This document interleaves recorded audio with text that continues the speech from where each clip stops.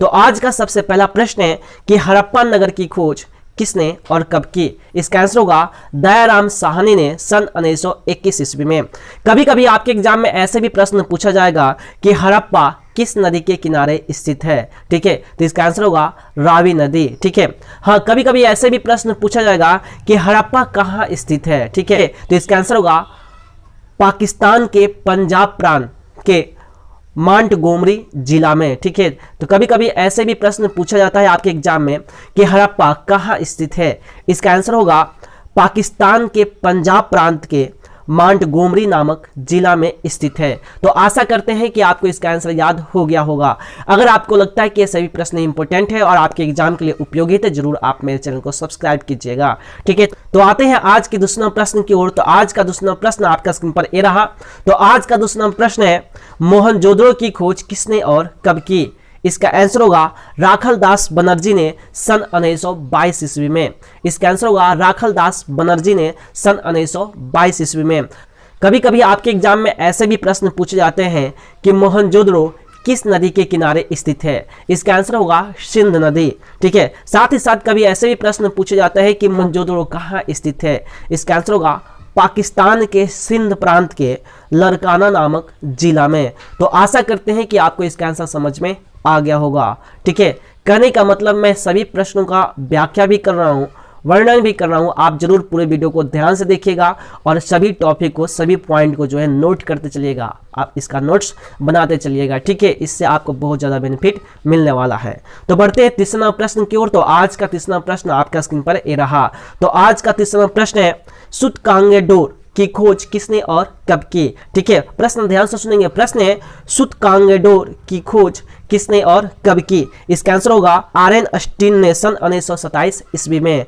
तो इसका आंसर होगा आर.एन. अस्टीन ने सन 1927 ईस्वी में, ठीक है। कभी कभी आपके एग्जाम में ऐसे भी प्रश्न पूछा जाएगा कि सुतकांगेडोर किस नदी के किनारे स्थित है, ठीक है। कभी कभी आपके एग्जाम में ऐसे भी प्रश्न पूछा जाएगा कि सुतकांगेडोर किस नदी के किनारे स्थित है? इसका आंसर होगा दासक, ठीक है। इसका आंसर होगा दासक। साथ ही साथ कभी ऐसे भी प्रश्न पूछा जाता है कि सुतकांगेडोर कहाँ स्थित है, ठीक है। इसका आंसर होगा बलूचिस्तान प्रांत के मकरान नामक जिला में। तो इसका आंसर होगा बलूचिस्तान के मकरान नामक जिला में, ठीक है। तो बढ़ते हैं चौथे नंबर प्रश्न की ओर। तो आज का चौथा नंबर प्रश्न आपका स्क्रीन पर ये रहा। तो आज का चौथा नंबर प्रश्न है चनहुद्रो की खोज किसने और कब की? प्रश्न ध्यान से सुनेंगे। प्रश्न है चनहुद्रो की खोज किसने और कब की? तो इसका आंसर होगा एन.जी. मजूमदार सन 1931 ईस्वी में। तो इसका आंसर होगा एन.जी. मजूमदार सन 1931 ईस्वी में, ठीक है। कभी कभी आपके एग्जाम में ऐसे भी प्रश्न पूछे जाएंगे कि चनहुद्रो किस नदी के किनारे स्थित है? प्रश्न ध्यान से सुनेंगे। प्रश्न कभी पूछा जाएगा कि चनहुद्रो किस नदी के किनारे स्थित है? तो इसका आंसर होगा सिंध, ठीक है। कभी प्रश्न पूछे ऐसे भी जाएंगे कि चनहुद्रो कहाँ स्थित है?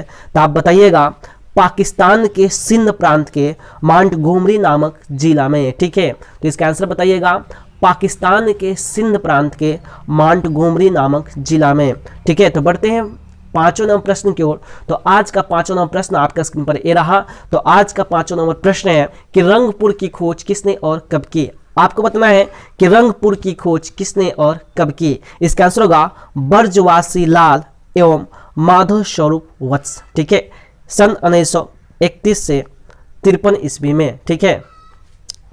तो इसका आंसर होगा ब्रजवासी लाल एवं माधव स्वरूप वत्स, ठीक है, सन 1931 से 53 ईस्वी में, ठीक है। कभी कभी आपके एग्जाम में ऐसे भी प्रश्न पूछा जाता है कि रंगपुर किस नदी के किनारे स्थित है? इसका आंसर होगा माबर, ठीक है। इसका आंसर होगा माबर। साथ ही साथ कभी प्रश्न पूछा जाएगा कि रंगपुर कहाँ स्थित है? तो इसका आंसर बताइएगा भारत के गुजरात प्रांत के काठियावाड़ जिला में। इसका आंसर होगा भारत के गुजरात राज्य के काठियावाड़ नामक जिला में। तो आशा करते हैं कि आपको इसका आंसर समझ में आ गया है। हम जो भी प्रश्न बता रहे हैं बहुत ही इंपॉर्टेंट है। यह सभी कॉम्पिटिटिव एग्जाम में भी पूछा जाता है। तो आप जरूर पूरे वीडियो को ध्यान से देखिएगा, ठीक है। साथ ही साथ सभी प्रश्नों का नोट्स बनाते चलिएगा, इससे आपको बहुत ज़्यादा फायदा मिलने वाला है, ठीक है। तो बढ़ते हैं छठे नंबर प्रश्न की ओर। तो आज का छठा नंबर प्रश्न आपका स्क्रीन पर ये रहा। तो आज का छठा नंबर प्रश्न है कि कालीबंगान की खोज किसने और कब की? आपको बताना है कि कालीबंगान की खोज किसने और कब की? इसका आंसर होगा बर्जवासी लाल ने सन 1953 ईस्वी में। इसका आंसर होगा बर्जवासी लाल ने सन 1953 ईस्वी में। कभी कभी आपके एग्जाम में ऐसे भी प्रश्न पूछा जाता है कि कालीबंगान किस नदी के किनारे स्थित है? आपको बताना है कि कालीबंगान किस नदी के किनारे स्थित है, तो इसका आंसर होगा सरस्वती। ठीक है, हाँ, यह भी प्रश्न पूछा जाएगा कि कालीबंगान भारत के किस राज्य में स्थित है, तो याद रखिएगा कि कालीबंगान भारत के जो है राजस्थान राज्य के गंगानगर जिला में स्थित है। ठीक है, तो आप इस बात को भी याद रखिएगा। तो बढ़ते हैं 7वें नंबर प्रश्न की ओर। तो आज का 7वां नंबर प्रश्न आपका स्क्रीन पर ये रहा। तो आज का 7वां नंबर प्रश्न है, रोपण की खोज किसने और कब की? आपको बताना है कि रोपण की खोज किसने और कब की? इसका आंसर होगा यगदत्त शर्मा ने सन 1953 ईस्वी में। इसका आंसर होगा यगदत्त शर्मा ने सन 1953 ईस्वी में। हाँ, कभी कभी आपके एग्जाम में ऐसे भी प्रश्न पूछा जाएगा कि रोपण किस नदी के किनारे स्थित है। ठीक है, कभी कभी आपके एग्जाम में ऐसे भी प्रश्न पूछे जाएंगे कि रोपण किस नदी के किनारे स्थित है, तो याद रखिएगा यह सतलज नदी के किनारे स्थित है। ठीक है, प्रश्न ऐसे भी पूछा जा सकता है कि रोपण कहाँ स्थित है, तो याद रखिएगा कि रोपण जो है भारत के पंजाब प्रांत के रोपण नामक जिला में स्थित है। ठीक है, तो आशा करते हैं कि आपको इसका आंसर समझ में आ गया होगा। अगर आपको लगता है कि ये सभी प्रश्न इंपॉर्टेंट है और आपके एग्जाम के लिए उपयोगी है, तो जरूर आप मेरे चैनल को सब्सक्राइब कीजिएगा, वीडियो को लाइक कीजिएगा, साथ ही साथ इस वीडियो को शेयर कीजिएगा। ठीक है, तो बढ़ते हैं 8वें नंबर प्रश्न की ओर। तो आज का 8वां नंबर प्रश्न आपका स्क्रीन पर ये रहा। तो आज का 8वां नंबर प्रश्न है कि कोट डीजी की खोज किसने और कब की? आपको बताना है कि कोट डीजी की खोज किसने और कब की? याद रखिएगा इसका आंसर होगा फजल अहमद। ठीक है, यानी कहने का मतलब है कि कोट डीजी का खोज फजल अहमद ने सन 1955 ईस्वी में की। ठीक है, याद हुआ? कोट डीजी की खोज किसने और कब की? इसका आंसर होगा फजल अहमद ने सन 1955 ईस्वी में। ठीक है, प्रश्न ऐसे भी पूछा जाएगा कि कोट डीजी किस नदी के किनारे स्थित है, तो याद रखिएगा इसका आंसर होगा सिंध। ठीक है, प्रश्न पूछा जाएगा कि कोट डीजी कहाँ स्थित है, तो याद रखिएगा पाकिस्तान के सिंध प्रांत में स्थित है। ठीक है, तो आशा करते हैं कि आपको इसका आंसर याद हो गया होगा। तो बढ़ते हैं 9वें नंबर प्रश्न की ओर। तो आज का 9वां नंबर प्रश्न आपका स्क्रीन पर ये रहा। तो आज का 9वां नंबर प्रश्न है कि लोथल की खोज किसने और कब की? आपको बताना है कि लोथल की खोज किसने और कब की? इसका आंसर होगा SR राव ने सन 1957 ईस्वी में। इसका आंसर होगा SR राव ने सन 1957 ईस्वी में। प्रश्न कभी ऐसे पूछा जा सकता है कि लोथल किस नदी के किनारे स्थित है? आपको बताना है कि लोथल किस नदी के किनारे स्थित है। इसका आंसर होगा भोगवा। हाँ, प्रश्न ऐसे भी पूछा जाता है कि लोथल भारत के किस राज्य में स्थित है, तो याद रखिएगा कि लोथल जो है भारत के गुजरात राज्य के अहमदाबाद जिला में स्थित है। ठीक है, तो बढ़ते हैं 10वें नंबर प्रश्न की ओर। तो आज का 10वां नंबर प्रश्न आपका स्क्रीन पर ये रहा। तो आज का 10वां नंबर प्रश्न है कि आलमगीरपुर की खोज किसने और कब की? आपको बताना है कि आलमगीरपुर की खोज किसने और कब की? इसका आंसर होगा यगदत्त शर्मा ने सन 1958 ईस्वी में। इसका आंसर होगा यगदत्त शर्मा ने सन 1958 ईस्वी में। कभी कभी प्रश्न पूछता है कि आलमगीरपुर किस नदी के किनारे स्थित है, तो याद रखिएगा हिंडन नदी के किनारे स्थित है। ठीक है, कभी कभी आपके एग्जाम में ऐसे भी प्रश्न पूछा जाए कि आलमगीरपुर भारत के किस राज्य में स्थित है, तो याद रखिएगा आलमगीरपुर जो है भारत के उत्तर प्रदेश के मेरठ नामक जिला में स्थित है। ठीक है, तो बढ़ते हैं 11वें नंबर प्रश्न की ओर। तो आज का 11वां नंबर प्रश्न आपका स्क्रीन पर ये रहा। तो आज का 11वां नंबर प्रश्न है कि देसलपुर की खोज किसने और कब की? प्रश्न ध्यान से सुनेंगे। प्रश्न है कि देसलपुर की खोज किसने और कब की? इसका आंसर होगा KB सौंदर राजन ने सन 1964 ईस्वी में। आंसर फिर से बोल देते हैं, इसका आंसर होगा KB सौंदर राजन ने सन 1964 ईस्वी में। प्रश्न पूछा जाए कभी कभी प्रश्न ऐसा भी एग्जाम में पूछा जाता है कि देसलपुर किस नदी के किनारे स्थित है, तो याद रखिएगा इसका आंसर होगा सरस्वती। इसका आंसर होगा सरस्वती नदी। ठीक है, हाँ, कभी प्रश्न ऐसे ही पूछा जाएगा कि देसलपुर भारत के किस राज्य में स्थित है, तो याद रखिएगा कि देसलपुर भारत के जो है गुजरात राज्य के कच्छ नामक जिला में स्थित है। ठीक है, तो बढ़ते हैं 12वें नंबर प्रश्न की ओर। तो आज का 12वां नंबर प्रश्न आपका स्क्रीन पर ये रहा। तो आज का 12वां नंबर प्रश्न है मीता नथल की खोज किसने और कब की? प्रश्न ध्यान से सुनिएगा। प्रश्न है मीतानथल की खोज किसने और कब की? इसका आंसर होगा सूरजभान ने सन 1968 ईस्वी में। इसका आंसर होगा सूरजभान ने सन 1968 ईस्वी में। प्रश्न ऐसे भी पूछा जाए कि मीतानथल किस नदी के किनारे स्थित है, तो इसका याद रखिएगा, इसका आंसर होगा प्राचीन यमुना। ठीक है, इसका आंसर होगा प्राचीन यमुना। हाँ, कभी आपके एग्जाम में ऐसे भी प्रश्न पूछा जाएगा कि मीतानथल भारत के किस राज्य के किस जिला में स्थित है, तो याद रखिएगा इसका आंसर होगा भारत के हरियाणा राज्य के भिवानी नामक जिला में स्थित है। तो आशा करते हैं कि आपको ये बातें सभी समझ में आ गई है। अगर लगता है कि ये सभी प्रश्न इंपॉर्टेंट है और आपके एग्जाम के लिए उपयोगी है तो जरूर आप मेरे चैनल को सब्सक्राइब कीजिएगा, वीडियो को लाइक कीजिएगा, साथ ही साथ इस वीडियो को शेयर कीजिएगा। ठीक है, तो बढ़ते हैं 13वां नंबर प्रश्न की ओर। तो आज का 13वां नंबर प्रश्न आपका स्क्रीन पर ये रहा। तो आज का 13वां नंबर प्रश्न है सुरकोतड़ा की खोज किसने और कब की? प्रश्न ध्यान से सुनेंगे। प्रश्न है सुरकोतड़ा की खोज किसने और कब की? तो इसका आंसर होगा जगपति जोशी ने सन 1972 ईस्वी में। ठीक है, इसका आंसर होगा जगपति जोशी ने सन 1972 ईस्वी में। ठीक है, साथ ही साथ आप यह भी याद रखिएगा, प्रश्न ऐसे भी पूछा जा सकता है कि सुरकोतड़ा भारत के किस राज्य में स्थित है, तो इसका आंसर होगा भारत के गुजरात राज्य में स्थित है। ठीक है, तो बढ़ते हैं 14वां नंबर प्रश्न की ओर। तो आज का 14वां नंबर प्रश्न आपके स्क्रीन पर ये रहा। तो आज का 14वां नंबर प्रश्न है कि बनवाली की खोज किसने और कब की? प्रश्न ध्यान से सुनेंगे। प्रश्न है कि बनवाली की खोज किसने और कब की? इसका आंसर होगा रविंद्र सिंह बिष्ट ने सन 1973 ईस्वी में।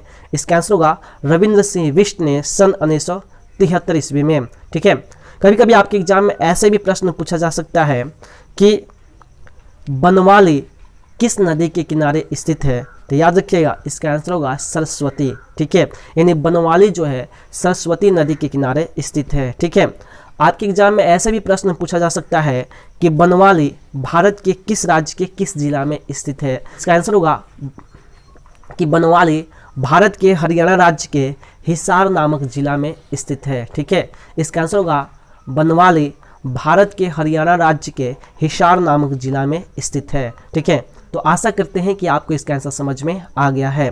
तो बढ़ते हैं 15वें नंबर प्रश्न की ओर। तो आज का 15वां नंबर प्रश्न आपके स्क्रीन पर ये रहा। तो आज का 15वां नंबर प्रश्न है कि मांडा की खोज किसने और कब की? प्रश्न ध्यान से सुनेंगे। प्रश्न है कि मांडा की खोज किसने और कब की?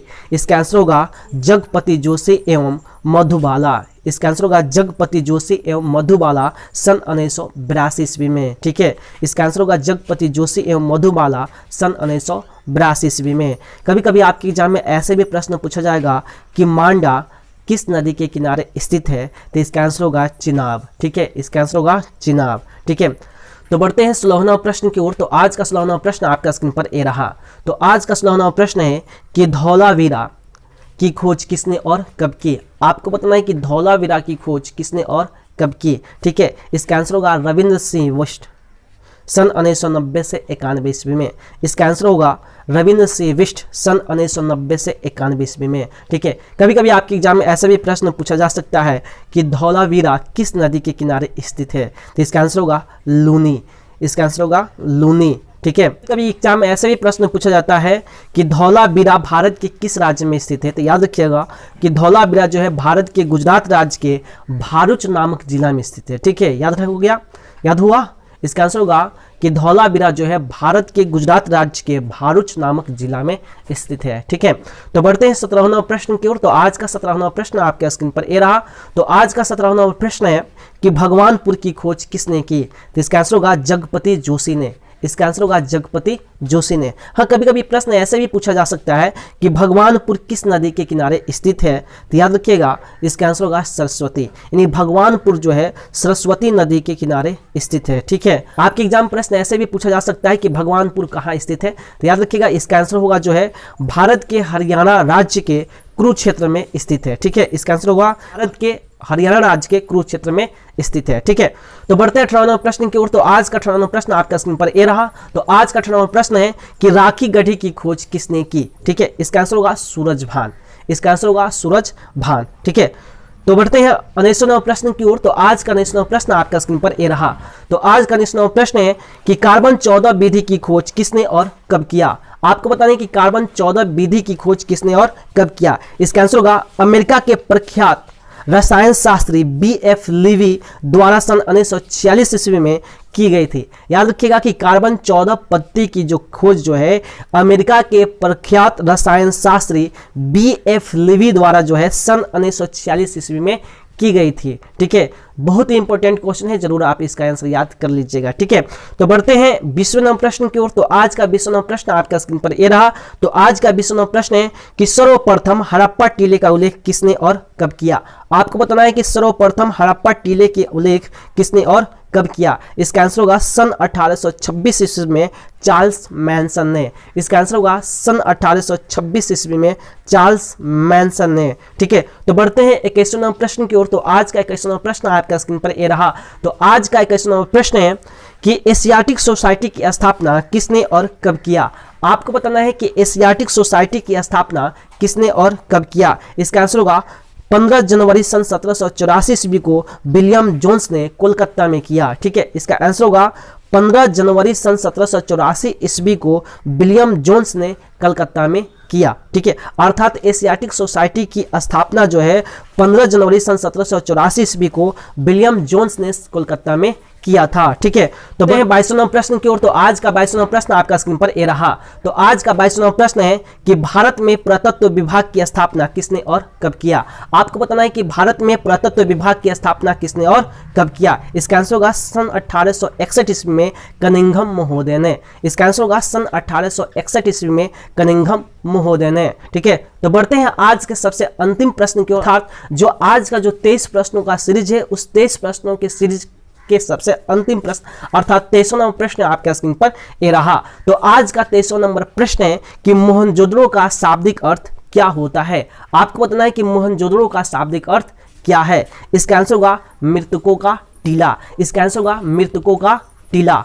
ठीक है, तो आशा करते हैं कि आपको जो है यह 23 प्रश्न समझ में आ गए हैं। अगर आपको लगता है कि ये 23 प्रश्न इंपॉर्टेंट है और आपके एग्जाम के लिए उपयोगी है तो आप जरूर मेरे चैनल को सब्सक्राइब कीजिएगा, वीडियो को लाइक कीजिएगा, साथ ही साथ इस वीडियो को शेयर कीजिएगा। ठीक है, इसी के साथ बिहार बोर्ड के जितने भी विद्यार्थी हैं जो अपने एग्जाम की तैयारी करते हैं, साथ ही साथ इस देश के जितने भी युवा हैं जो किसी भी कॉम्पिटिटिव एग्जाम की तैयारी करते हैं, उन सभी मित्रों को, सभी दोस्तों को मेरी तरफ से बेस्ट ऑफ लक। जय हिंद, जय भारत।